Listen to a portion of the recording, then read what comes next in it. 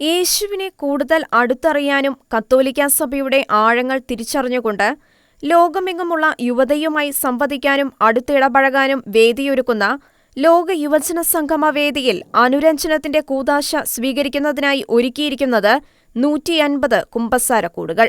Italian, Spanish, Portuguese, English ഭാഷകളിൽ കുമ്പസാരിക്കാനുള്ള അവസരമാണ് പ്രധാനമായും ഒരുക്കിയിരിക്കുന്നത്. എന്നാൽ വിവിധ ദേശങ്ങളിൽ നിന്നുള്ള വൈദികർ സംഗമത്തിൽ പങ്കെടുക്കുന്നതിനാൽ പ്രാദേശിക ഭാഷകളിലും കുമ്പസാരിക്കാൻ അവസരമുണ്ടാകും. കൂടാതെ ആംഗ്യഭാഷയിൽ കുമ്പസാരിപ്പിക്കുന്ന വൈദികരും ലഭ്യമായിരിക്കുന്നതിനാൽ ഭിന്നശേഷിക്കാർക്കും കുമ്പസാരിക്കാനുള്ള അവസരമാണ് ലോക യുവജന ദിനത്തിന്റെ സംഘാടകർ ഒരുക്കിയിരിക്കുന്നത്. ലോക യുവജന ദിന സംഗമത്തിന് മാത്രമായി പ്രത്യേകമായ രീതിയിലാണ് ഈ കുമ്പസാരക്കൂടുകൾ ഒരുക്കിയിരിക്കുന്നത്.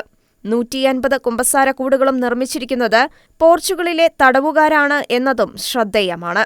കോയിംബ്ര, പാക്കോസ് ഡി ഫെരേര, പോർട്ടോ എന്നീ ജയിലുകളിലെ തടവുകാരാണ് പ്രധാനമായും കുമ്പസാരക്കൂട് നിർമ്മാണത്തിന് പങ്കാളികളായത്. സാധാരണ കുമ്പസാരക്കൂടുകളിൽ നിന്നും വ്യത്യസ്തമായി തുറന്ന കൂടുകളാണ് ഇവ. എന്നാൽ ചുരുങ്ങിയ വിസ്തൃതി മാത്രമാണ് ഈ കുമ്പസാരക്കൂടുകൾക്ക് ഉള്ളത്. ചില പോർച്ചുഗീസ് പ്രദേശങ്ങളിൽ കാണാൻ സാധ്യതയുള്ള വീടുകളുടെ ആകൃതിയും ഉൾച്ചേർത്തതാണ് പ്രസ്തുത കുമ്പസാരക്കൂടുകൾ.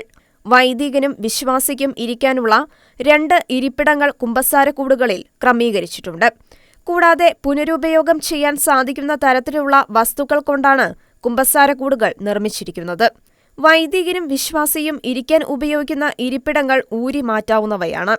കുമ്പസാരക്കൂടിനുള്ളിൽ ലോക യുവജന സംഗമത്തിന്റെ ലോഗോയിൽ ഉൾപ്പെടുത്തിയിരിക്കുന്ന കുരിശും ജപമാലയുടെ ഒരു ശകലവും കൊത്തിവെച്ചിട്ടുണ്ട്.